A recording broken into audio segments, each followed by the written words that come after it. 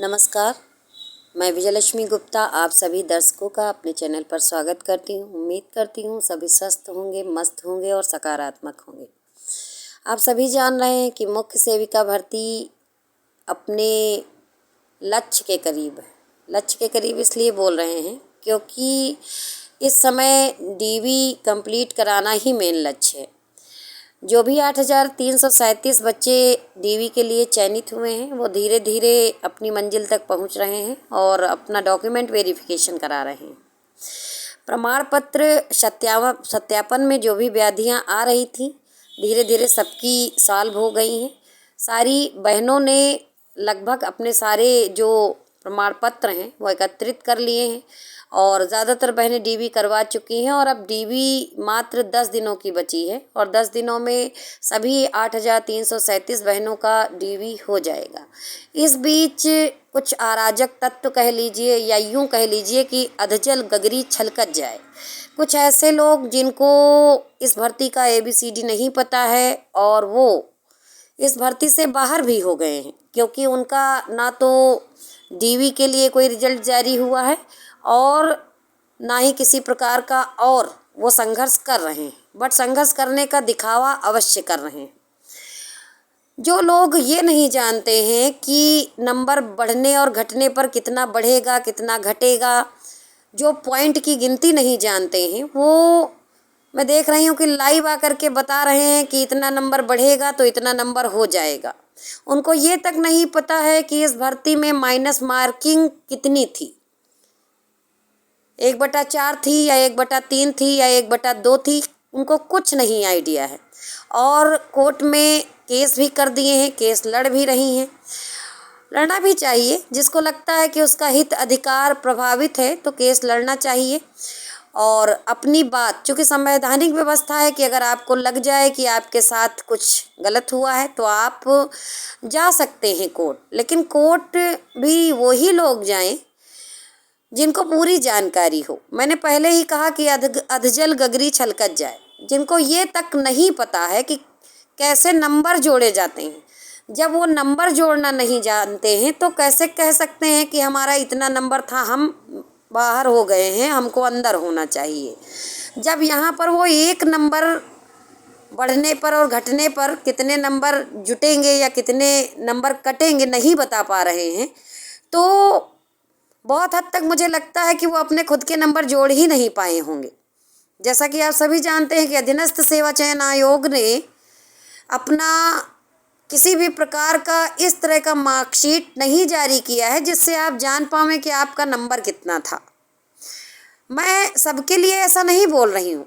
हमारी बहुत सारी बहनें हैं जो बहुत अच्छे से भर्ती को समझती हैं, भर्ती के मिजाज को समझती हैं, कैसे नंबर जोड़ने हैं, कैसे घटाने हैं, कैसे क्या करना है, क्या प्रोसीजर है, उनको पता है।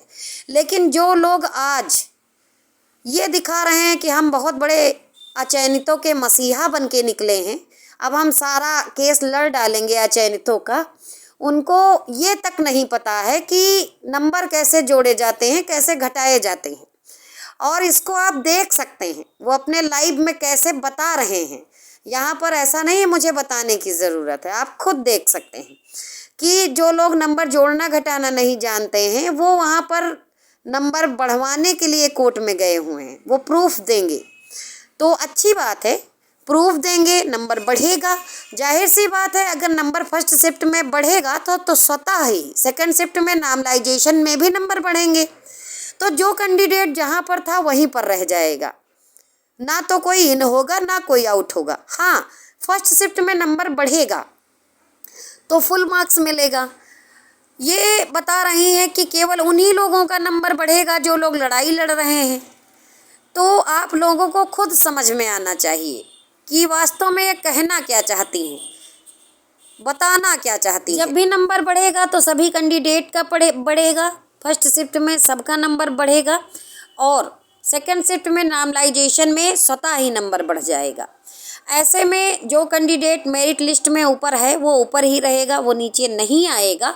अगर कुछ भी दिक्कत होने वाली है तो जो लोग लड़ाई लड़ेंगे उन्हीं को होगी, क्योंकि ज़रूरी नहीं है कि उनका नंबर बढ़े तो वो चयनित हो जाएं।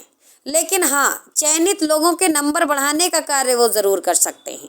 एक आध लोग अगर इन भी हो गए तो जब वो पहले से ही 52 नहीं पा पाए हैं, 52 नंबर नहीं पा पाए हैं, तो एक आधा नंबर बढ़ा करके कहाँ पहुँचेंगे, ये विचार का विषय है। जैसे कि ये लोग बोल रहे हैं कि नंबर केवल उन्हीं का बढ़ेगा जो लड़ाई लड़ रहे हैं, तो आप लोग इसको ऐसे समझ सकते हैं कि स्टे के लिए संघर्ष करने वाली लड़कियां मात्र 100+ थीं, तो स्टे हटा तो सबका हटा। ठीक उसी प्रकार नंबर बढ़ेगा तो सबका बढ़ेगा, घटेगा तो सबका घटेगा। और इनका अपना ढपली, अपना राग अलगे चल रहा है। इनका मतलब केवल इतना है कि लेना देना कुछ है नहीं, आता न जाता चुनाव चिन्ह छाता, भैंस हम अपनी ज़बरदस्ती तुम्हारे दुआरे बांधेंगे। तो अब देखना यही है कि इनकी भैंस बंधती किसके दुआरे है।